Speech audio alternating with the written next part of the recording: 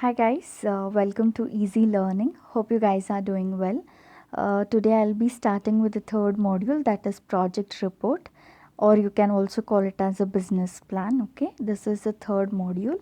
So we'll be starting with the meaning of business plan. This business plan is also called as PPR, that is preliminary project report. Okay, now you guys must have studied this in your earlier syllabus, also in your earlier semesters also. So basically, what is a business plan, or what is a plan? Plan is what?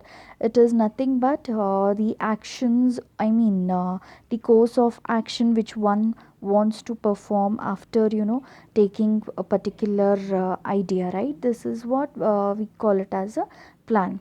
But here we are talking about business plan or project report. Yeah, project report or a business plan is a report. It is a written document, correct? It is a written document which contains each and every information which is related with your new business, right? As an entrepreneur, if at all you want to start up a new business, then you have to compulsorily prepare the project report, right? It is a legal aspect also. To have a project report is a mandatory, right? This project report helps in various aspects. I'll be teaching all these things in further slides, right? Business plan, I'll read out the slide. Business plan or PPR is a written document that describes all the steps necessary in opening and operating a successful business, correct? It is based on relevant facts, figures and estimates. Yes, this is not a vague information, guys. Let me tell you, PPR, that is preliminary project report or business plan, it is not vague in nature, right? It is very precise in nature. It is very exact in nature. Whatever you want to do tomorrow in your industry, in your company, that has to be put in written format, right? That is PPR or a business plan.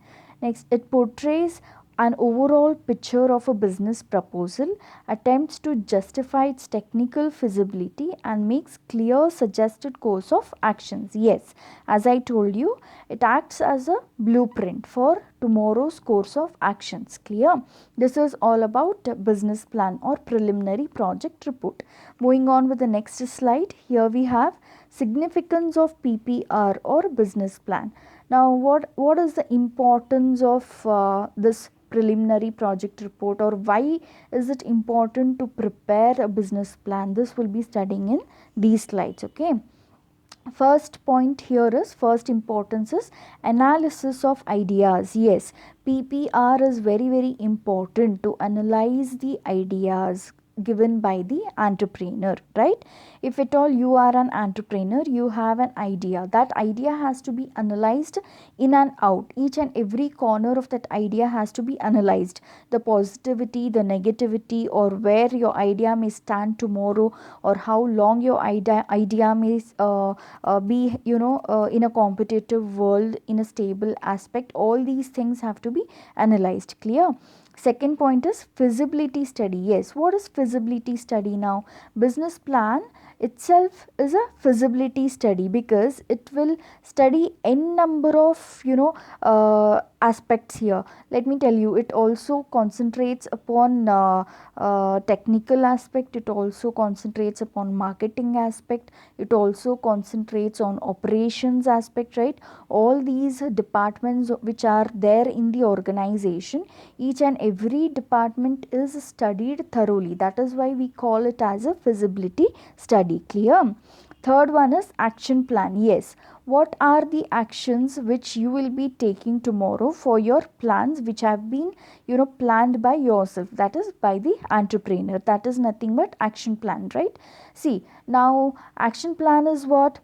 Course of actions, your planning or your ideas coming into actions, putting your idea into action, that is action plan.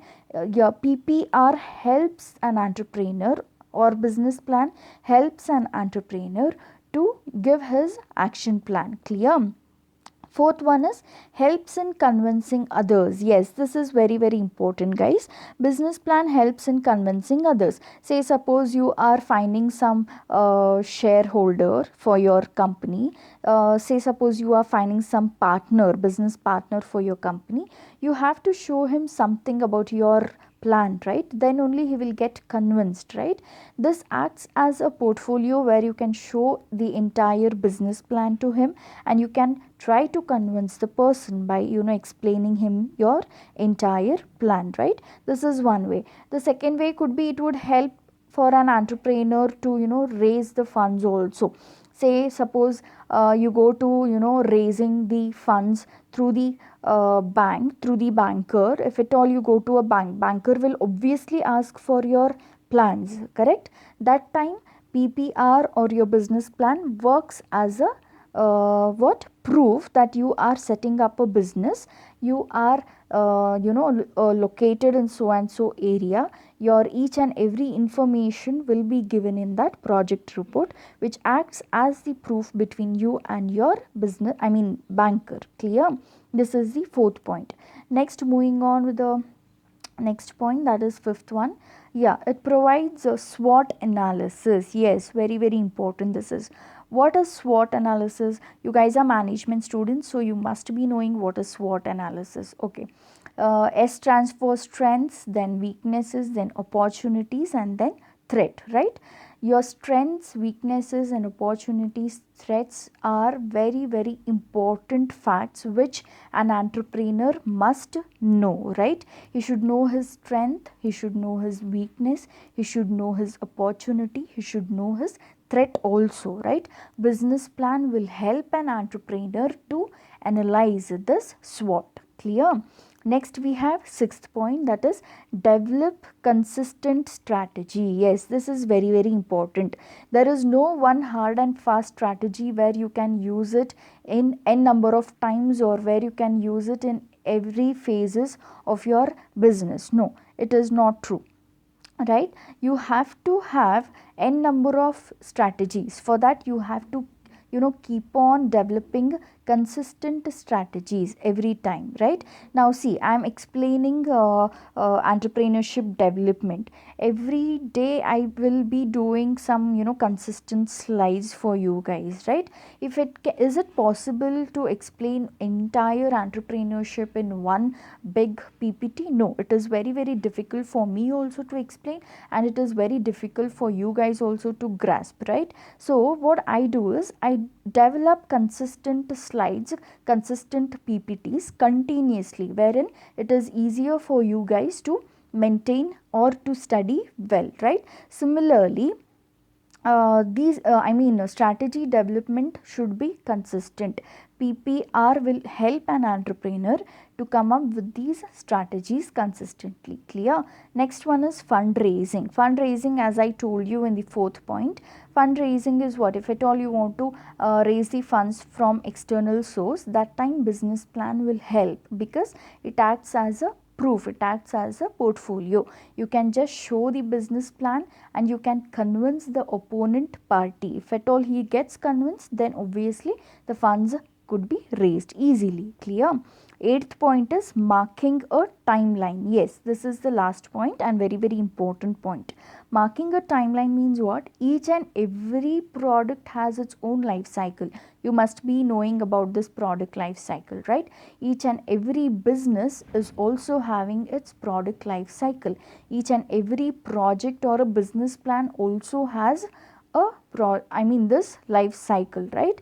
When a product starts from its introduction phase, it is mandatory that it passes through the decline phase. It cannot drop in between that cycle, right? It has to follow each and every phase of the cycle.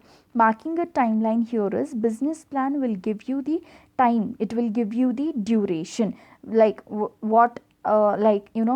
which month are you going to establish your company, how long will you take to produce the materials, how long you will be successful in the market in order to satisfy your customers, or how long you require to convert raw materials into finished goods and then hit the market. All these are what? Timelines which are given, which can be given to an entrepreneur with the help of business plan. Basically, an entrepreneur can set deadlines for him. He can set timelines for him. Clear? Understood? Okay, next, moving on with the next slide, we have steps involved in preparation of business plan. This is very, very important, right? How you are going to prepare the business plan, or what are the steps involved, or what are the steps where you have to concentrate upon. Clear? First one is all about, first point is self audit. Yes, what is self audit? The term itself suggests you. Self is what? To ourself, to oneself. Here we are talking about business plan. So self is nothing but your business, entrepreneur's business. Auditing entrepreneur's business is considered as self audit, right? Now here, in order to create an effective overall plan, management must always first know its functional qualities of the organization and what business opportunities it has, right?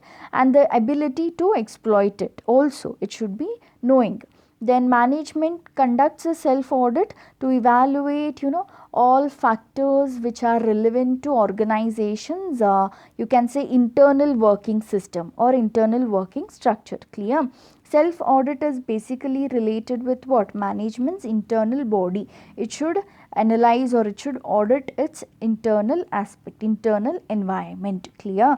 Next, second point, we have evaluation of business environment. Yes, evaluation of business environment is related with the external environment study. First point was, it was the study of internal environment. Second point is related with study of external environment. External environment is what? Whichever aspect which falls external to your business is considered as external environment, right? Here, an entrepreneur or the planner, he has to study about the demographic changes, he has to study about the economical conditions and government policies and regulations, right? Labor supply, all these things are very, very important, which have to be evaluated by the entrepreneur. Clear? Next, third point, we have setting objectives and establishing goals. Yes, this is what? It is nothing but a decision making process which reflects the aims of the organization, you can say, right? The organization must always know why it exists and how its current business can be profitable in the future. This is very, very important for an organization to know, right? Here it has to set its objectives and goals which have to be established in future. Clear? Fourth one is forecasting market conditions, which is very, very important. Forecasting is what? Forecasting is nothing but studying the future. I'm sorry, I'm getting few messages. I'm recording this through my phone, so I'll be getting few messages. Sorry for the disturbance. Okay. Fourth point is forecasting marketing conditions. Forecast means nothing but studying about the future. See, future is unpredictable, it is uncertain in nature. You will never know what happens tomorrow, right? A biggest example I can give you is this coronavirus or COVID-19. We had never expected this to happen in our country or throughout the world, right? But suddenly this has happened. But this is a negative aspect which has hampered all the business, right? Even though you forecast, sometimes it so happens these external aspects are very, very they are unavoidable, they are out of control, they are out of your reach. So it is so an entrepreneur becomes helpless, right? But to some extent, it is believed that forecast helps an entrepreneur to be prepared for the future. He may think about those aspects which are under his control, right? Those controlling measures or controlling aspects can be forecasted. Understood? he can forecast about the market conditions of his products, whether there is demand for the product or no. If there is a demand, then how long will that demand will be there in the market, or what could he do to diversify his business, what could he do to expand his business, what could he do to bring some innovation in the product. All these are nothing but forecasting marketing conditions. Clear? Next, moving on with the fifth point, we have stating actions and resources required. Yes, here an entrepreneur can state the actions, like what actions could be taken in order to implement the project or implement the plan, and what are the resources required, who are the suppliers from whom I can receive the resources, whether the resources could be domestically captured, or domestically available resources can be utilized, or imported resources could be utilized. All these are what stating actions and resources required. Clear? Next, we have evaluating proposed plans. Yes, evaluating proposed plans means what? Since the first point until the fifth point, you are always planning. Now till your sixth plan, your planning phase, your first planning phase will come to an end, right? Sixth phase is evaluating the proposed plans or evaluating the proposed strategies, whichever you have been, or whichever an entrepreneur has been planned. Clear? Next one is assessing alternative strategic plans. Yes, you should always have alternative plan, right? If plan A doesn't work, then plan B should always be ready, right? Then only it is easy to survive in the market among the huge competitors, or else it is very very difficult to survive in the market if plan B is not available, right? Say suppose there is a financial crash which occurs in your company, right?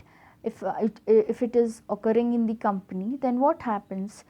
There is lot of loan which is there, which has to be cleared by the entrepreneur, and he has to also produce goods, and he should also satisfy his customers at the same time, right? In this aspect, he can plan for some other strategy, he can call for some other shareholders, or he can sell out his company property, land, or some office or some building which is related with the business, and he can make some money out of that, and he can clear his financial crisis in that, right? All these come under alternative strategic plans. Clear? Last point is controlling the plan. Yes, this is very very important. See, planning is also important. More than planning, controlling is very important. Why I say this is, today if you plan and tomorrow if you are working on some other plan, then it is of no use, right? It is waste of time, waste of resources, waste of energy, right? Waste of money also. So better is whatever you plan today, whatever your plan is, whatever the entrepreneur plans, according to that plan only he should follow, or he should implement it. If at all there is something going wrong in the plan, he should immediately correct it, correct the subordinates, and make them to follow the same plan again. See, moderating plans is fine, right? But again and again switching from one plan to another plan will not bring profits to the company. So it is very very important to have control over the set plan. Clear? I hope all these points are clear. These are the steps involved in preparing a business plan. Clear? Now this is the end of the first session of third module. Next slides I'll be continuing the second half of this module. Okay, till then you practice these slides to prepare well for your exams. Okay, and please like, share and subscribe my channel if you like my videos. Okay, thank you.